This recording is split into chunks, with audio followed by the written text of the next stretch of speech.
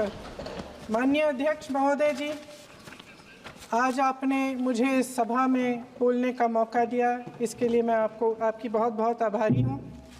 सबसे पहले जो सुरक्षाकर्मी, जो जवान अफसर 13 दिसंबर को संसद की सुरक्षा के लिए शहीद हुए, उनके प्रति मैं श्रद्धांजलि व्यक्त करना चाहती हूँ। महोदय, हजारों साल पुरानी हमारी देश की, धर्म की एक पुरानी परंपरा रही है। ये परंपरा संवाद, चर्चा की रही है। एक गौरवशाली परंपरा है जो दर्शन ग्रंथों में, वेदों में, उपनिषदों में दिखती है। वाद विवाद और संवाद की हमारी पुरानी संस्कृति है। अलग अलग धर्मों में भी, इस्लाम में, सूफियों में, बौद्ध धर्म में, जैन धर्म में, सिख धर्म में भी ये वाद संवाद, ये चर्चा बहस, इसकी संस्कृति रही है। इसी परंपरा से उभरा हमारा स्वतंत्रता संग्राम। हमारा स्वतंत्रता संग्राम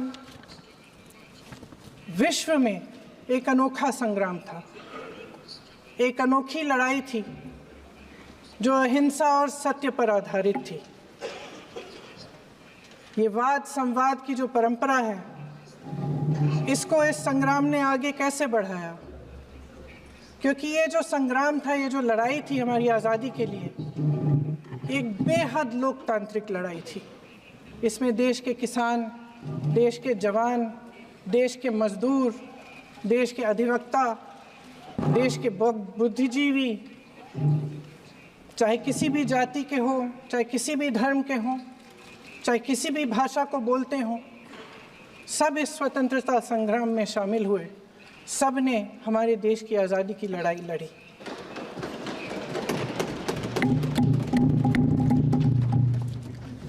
और उसी आज़ादी की लड़ाई से एक आवाज़ उभरी जो हमारी देश की आवाज़ थी। वो आवाज़ ही आज हमारा संविधान है।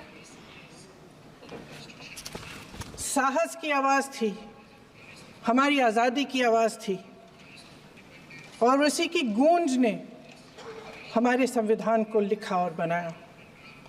ये सिर्फ एक दस्तावेज नहीं है। बाबा साहेब अम्बेडकर, मौलाना आज़ाद जी, राजगोपालाचारी जी और जवाहरलाल नेहरू जी और उस समय के तमाम नेता, जैसे आपने कहा, इस संविधान को बनाने की जो कार्य में सालों के लिए जुटे रहे। हमारा संविधान इंसाफ, उम्मीद, अभिव्यक्ति और आकांक्षा की वो ज्योत है जो हर हिंदुस्तानी के दिल में जलती है। अध्यक्ष महोदय, इस ज्योत ने हर एक भारतीय को ये पहचानने की शक्ति दी कि उसे न्याय मिलने का अधिकार है, कि उसमें अपने अधिकारों के लिए आवाज़ उठाने की क्षमता है, कि जब वो आवाज़ उठाएगा तो सत्ता को उसके सामने झुकना पड़ेगा। इस संविधान ने हर एक देशवासी को ये अधिकार दिया कि वो सरकार बना भी सकता है और सरकार बदल भी सकता है। ये ज्योत जो हर हिंदुस्तानी के दिल में जलती है, उसने हर हिंदुस्तानी को ये विश्वास दिया कि देश की संपत्ति में, देश की दौलत में, संसाधनों में उसका भी हिस्सा है, कि उसे एक सुरक्षित भविष्य की उम्मीद का अधिकार है, कि देश बनाने में भी उसकी भागीदारी है। उम्मीद और आशा की ये ज्योत मैंने देश के कोने कोने में खुद देखी है। उन्नाव में मैं एक रेप पीड़िता के घर गई उसे जलाकर मार डाला था। वो शायद 20-21 साल की होगी। हम सबके बच्चे हैं। हम सोच सकते हैं कि अगर हमारी बेटी के साथ बार बार बलात्कार हुआ और फिर जब वो अपनी लड़ाई लड़ने के लिए गई तो उसको जलाकर मार डाला गया होता तो हम पर क्या बीतती।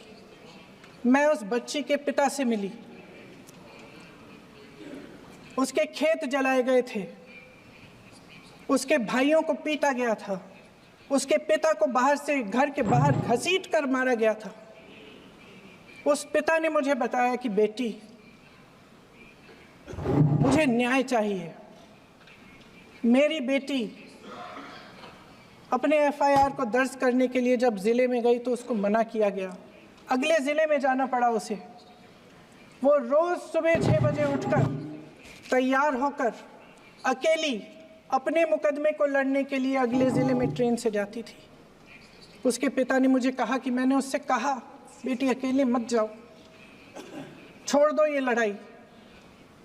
लेकिन उसकी बेटी ने उसको जवाब दिया कि नहीं पिताजी, मैं अकेली जाऊंगी, मैं लड़ूंगी, ये मेरी लड़ाई है, मैं इसको लड़ूंगी। ये लड़ने की क्षमता, ये हिम्मत उस लड़की को और करोड़ों भारत की नारियों को हमारे संविधान ने दी। आगरा में मैं अरुण वाल्मीकि के घर गई। अरुण वाल्मीकि पुलिस स्टेशन में काम करता था, सफाई का काम करता था। आप सोच सकते हैं हमारी तरह उसका भी परिवार था। नई नई शादी हुई थी, 2-3 महीनों का बच्चा था। पुलिस स्टेशन में चोरी हो गई। चोरी का इल्ज़ाम उस पर लगाया गया। उसके पूरे परिवार को उठाकर पुलिस स्टेशन में ले गए। आप हंस रहे हैं, लेकिन ये गंभीर बात है। और क्या गंभीर बात। शर्म करो, शर्म। अरुण वाल्मीकि को पीट पीट के मार डाला, उसकी बीवी को पीटा, उसके पिता के नाखून निकाले, उसके पूरे परिवार को पीटा गया। जब मैं उस जवान महिला से मिलने गई जो अभी अभी विधवा हुई थी, तो उसने मुझे कहा कि दीदी, हमें सिर्फ एक चीज़ चाहिए, हमें न्याय चाहिए और हम इस न्याय के लिए लड़ते रहेंगे, चाहे कुछ भी हो जाए। ये हिम्मत उस महिला को हमारे संविधान ने दी।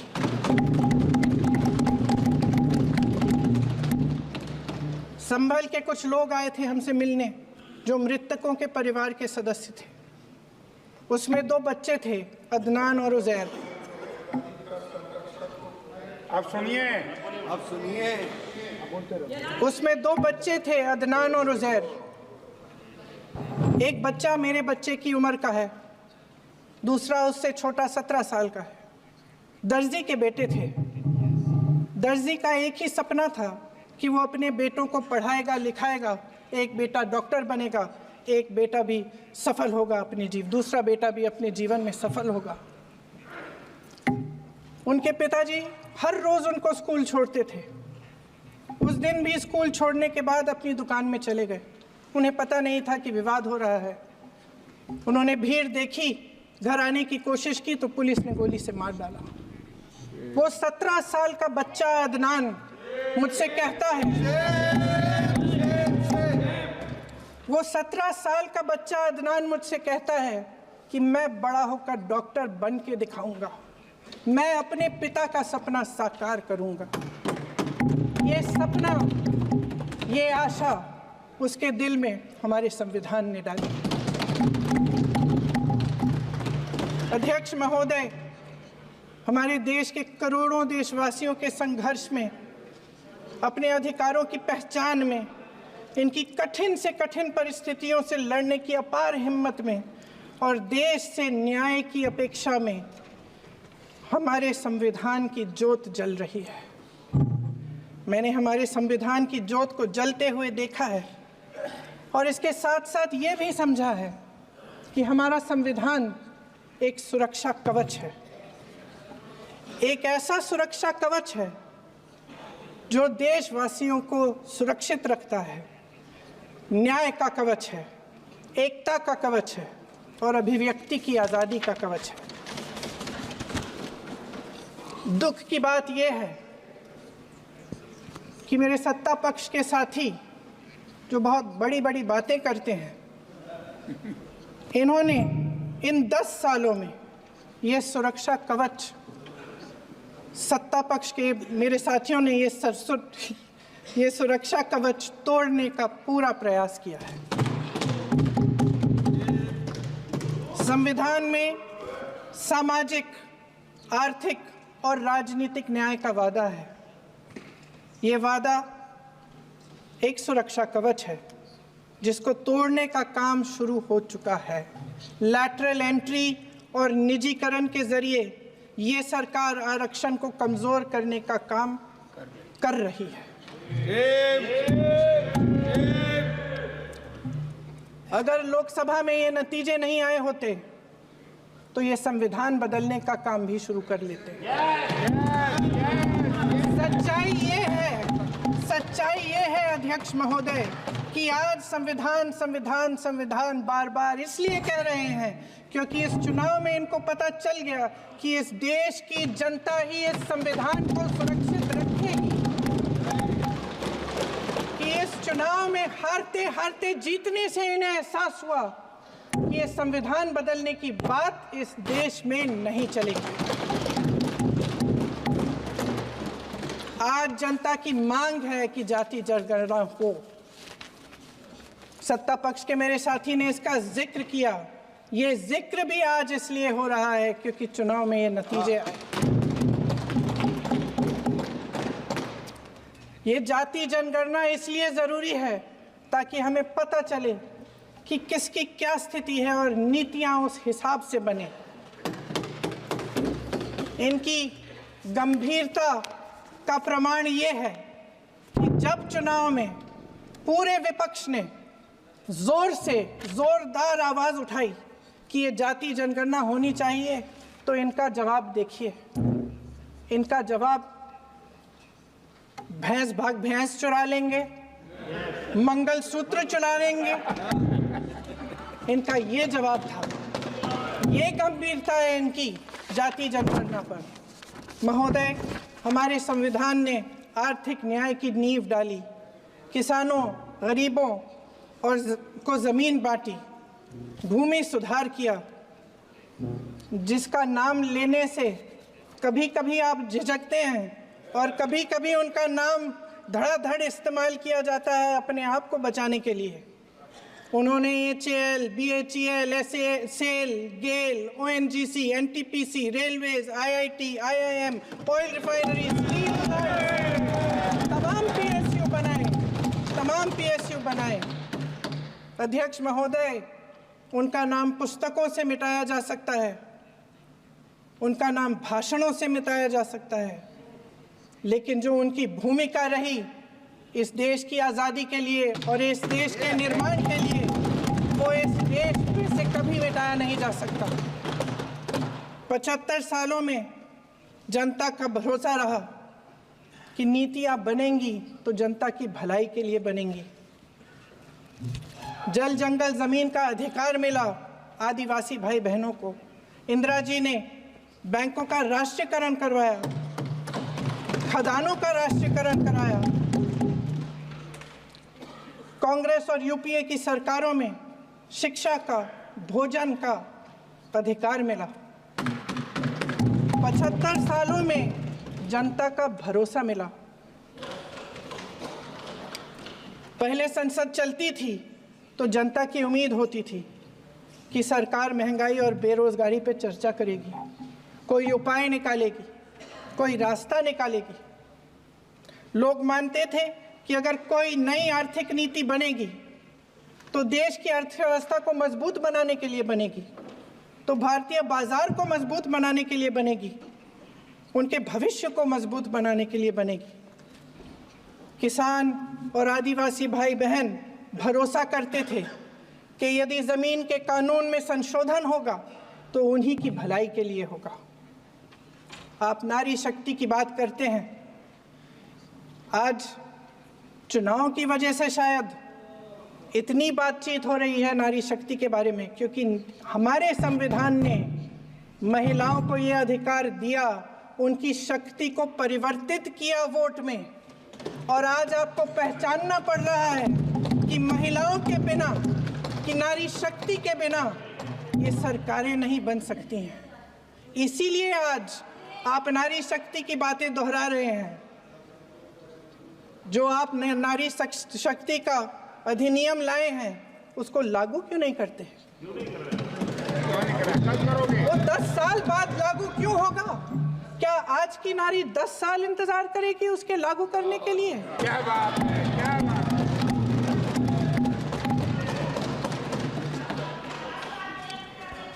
आज संसद में बैठे हुए सत्ता पक्ष के मेरे साथी ज्यादा से ज्यादा अतीत की बातें करते हैं।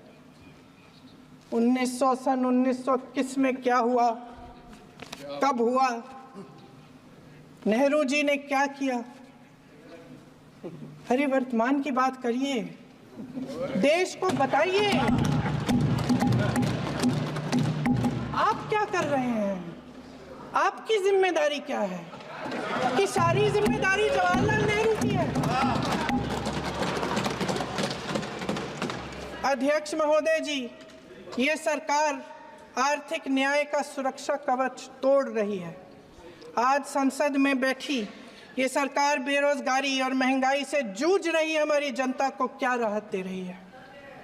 कृषि के कानून भी बड़े बड़े उद्योगपतियों के लिए बन रहे हैं। सही एमएसपी को छोड़िए, डीएपी तक नहीं मिल रहा है।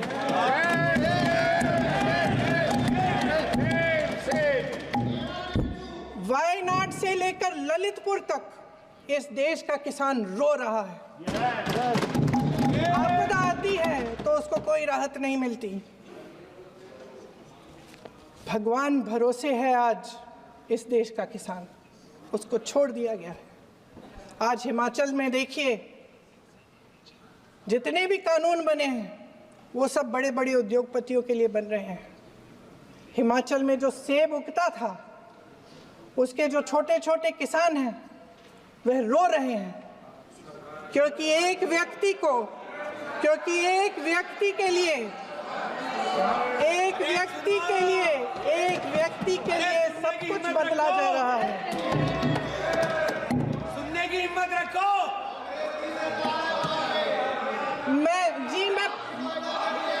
अध्यक्ष महोदय जी,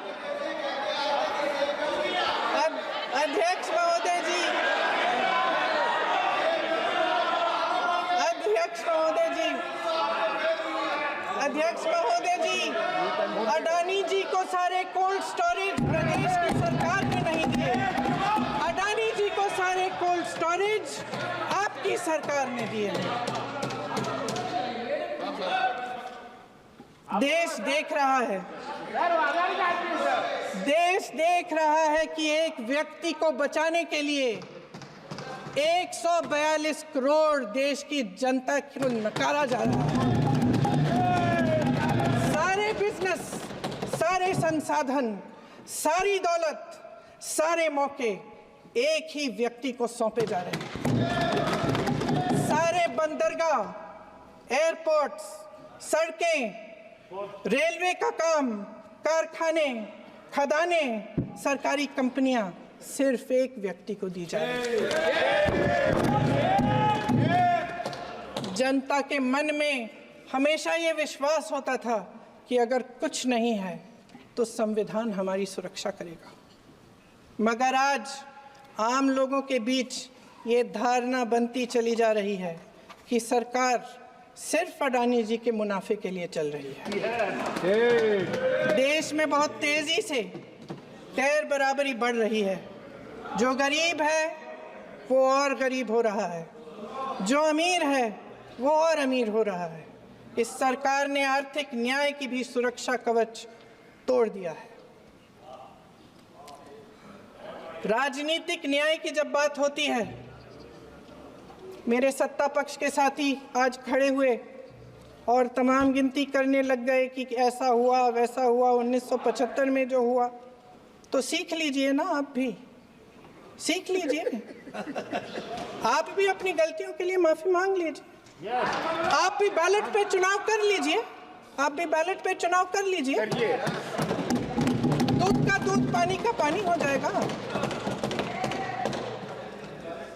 आप राजनीतिक न्याय की बात करते हैं, सरकारों को पैसों के बल पर गिरा देते हैं।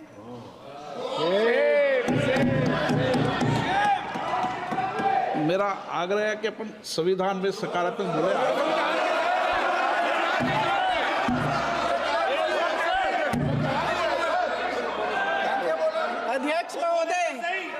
अध्यक्ष महोदय, सत्ता पक्ष के हमारे साथी ने एक उदाहरण दिया उत्तर प्रदेश की सरकार का, तो मैं भी एक उदाहरण दे देती हूँ महाराष्ट्र की सरकार का। मैं भी एक उदाहरण दे देती हूँ हिमाचल की सरकार को तोड़ने की कोशिश किसने की, पैसों के बल पे की, गोवा की सरकार। तमाम उदाहरण राजस्थान की। क्या ये सरकारें जनता ने नहीं चुनी थी? क्या संविधान इन पर लागू नहीं था?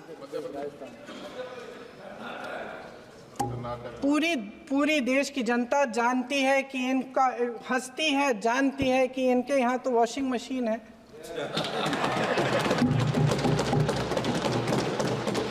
तो यहाँ से वहाँ जाता है, वो धुल जाता है। इस तरफ दाग, उस तरफ स्वच्छता। और मेरे कई ऐसे साथी हैं जो इस तरफ होते थे उस तरफ चले गए, मुझे दिख भी रहे हैं, वॉशिंग मशीन में शायद धुल गए हैं। अध्यक्ष महोदय, जहां भाईचारा और अपनापन होता था, जहां हमारे संविधान ने एकता का सुरक्षा कवच दिया था, वहां शक और घृणा के बीज बोए जा रहे हैं। एकता का सुरक्षा कवच तोड़ा जा रहा है। प्रधानमंत्री जी यहाँ सदन में संविधान की किताब को यूं माथे से लगाते हैं, लेकिन संभल में, हाथरस में, मणिपुर में जब न्याय की गुहार आती है, उठती है, तो उनके माथे पे शिकन तक नहीं आता।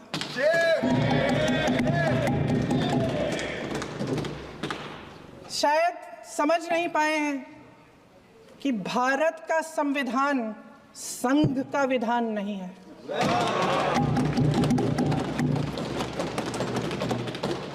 भारत के संविधान ने हमें एकता दी, हमें आपसी प्रेम दिया। उस मोहब्बत की दुकान जिस पर आपको हंसी आती है, उसके साथ करोड़ों देशवासी चले। करोड़ों देशवासियों के दिल में एक दूसरे के लिए प्रेम है, घृणा नहीं है।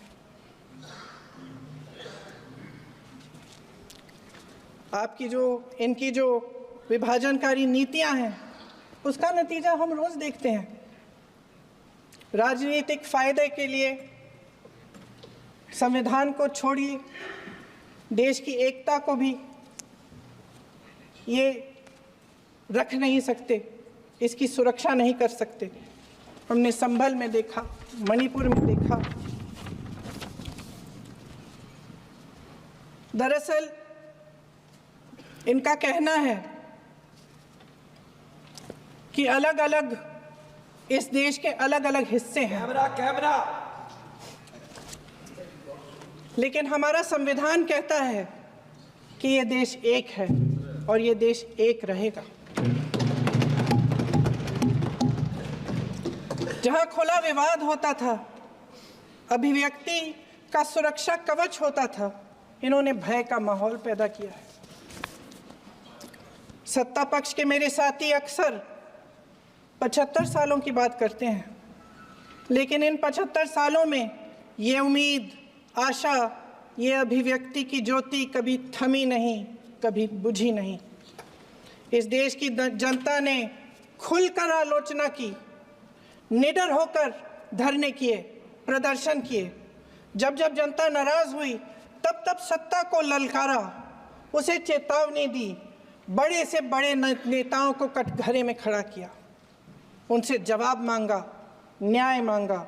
इस देश के छोटे छोटे से नुक्कड़ की दुकानों में, चाय की दुकानों में, इस देश के घरों में, गलियों में, मोहल्लों में, अखबारों में, प्रकाशन घरों में न्यायपालिकाओं में चर्चा कभी बंद नहीं हुई।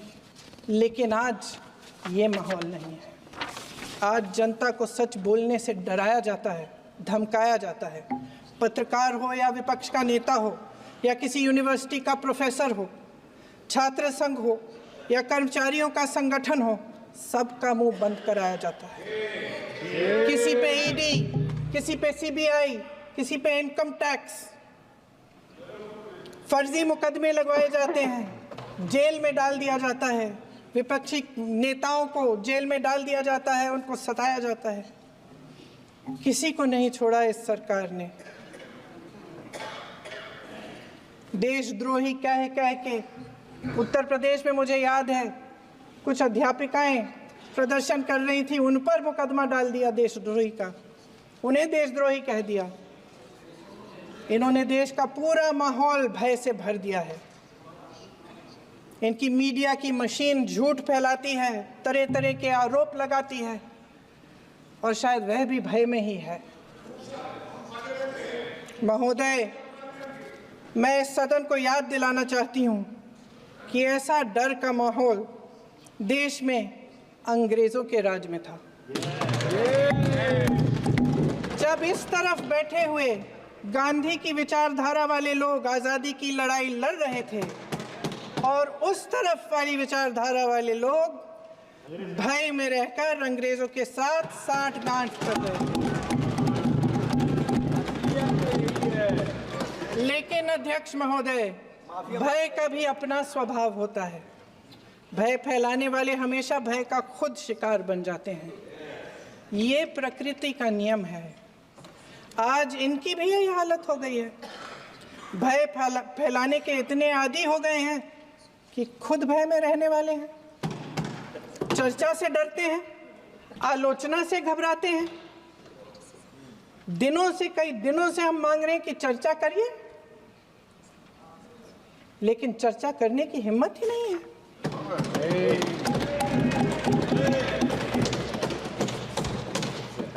एक कहानी होती थी अध्यक्ष महोदय, शायद बचपन में आपने भी सुनी होगी।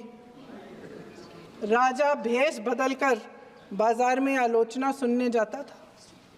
ये सुनने जाता था कि प्रजा मेरे बारे में क्या कह रही है, मैं सही रास्ते पे चल रहा हूं कि नहीं। लेकिन आज का राजा, भेष तो बदलते हैं आज के राजा, शौक तो है उनको भेष बदलने का, लेकिन न जनता के बीच जाने की हिम्मत है और ना आलोचना सुनने की। महोदय, मैं तो सदन में नहीं हूं।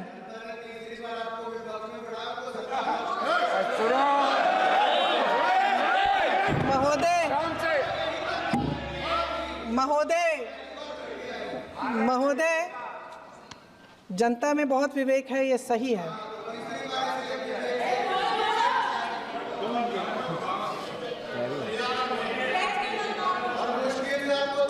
अच्छा महोदय, मैं सदन में नहीं हूँ।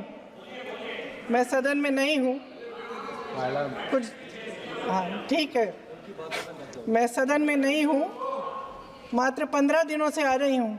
लेकिन मुझे ताज्जुब होता है कि इन 15 दिनों में इतनी बड़े इश्यूज हैं, इतनी बड़ी बातें हैं। प्रधानमंत्री जी मात्र एक दिन के लिए, शायद 10 मिनट के लिए दिखे हैं सब।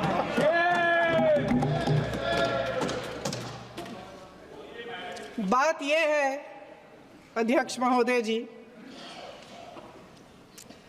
कि ये देश भय से नहीं, साहस और संघर्ष से बना है। इसको बनाने वाले देश के किसान, जवान, देश के करोड़ों मजदूर और गरीब जनता है। संविधान इनको साहस देता है। मेहनती मिडिल क्लास है। और इस देश के जो करोड़ों देशवासी हैं, जो रोजाना भयंकर परिस्थितियों का सामना करते हैं, उनको साहस देता है। वायनाड में जो आपदा आई, उसमें एक छोटा लड़का था 17 साल का। 6 घंटों के लिए उसने अपनी माँ को बचाने की कोशिश की। 6 घंटों के लिए आप सोच सकते हैं कि अगर नदी की धारा बह रही है नाराज है। आप अपनी माँ को पकड़े हो, 6 घंटों के लिए पकड़े रखते हो कि मेरी माँ बच जाएगी, और अंत में वो माँ भी बह जाती है। उस लड़के का साहस,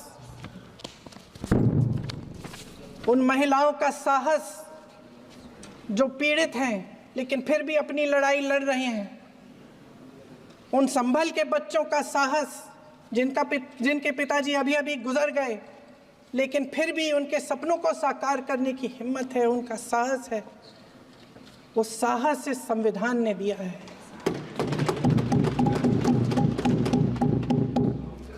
वो आत्मविश्वास इस संविधान ने दिया है। ये देश भय से नहीं चल सकता, ये देश साहस से ही चलेगा। भय की भी सीमा होती है, और जब वो सीमा पार हो जाती है, जब किसी को इतना दबाया जाता है कि उसको लगने लगता है कि अब मेरे पास खोने के लिए कुछ नहीं है, तब उसमें एक ऐसी शक्ति पैदा होती है जिसके सामने कोई कायर खड़ा नहीं हो सकता। ये देश कायरों के हाथों में ज़्यादा देर तक कभी नहीं रहा है। ये देश उठेगा, ये देश लड़ेगा, सत्य मांगेगा, सत्यमेव जयते। जय हिंद।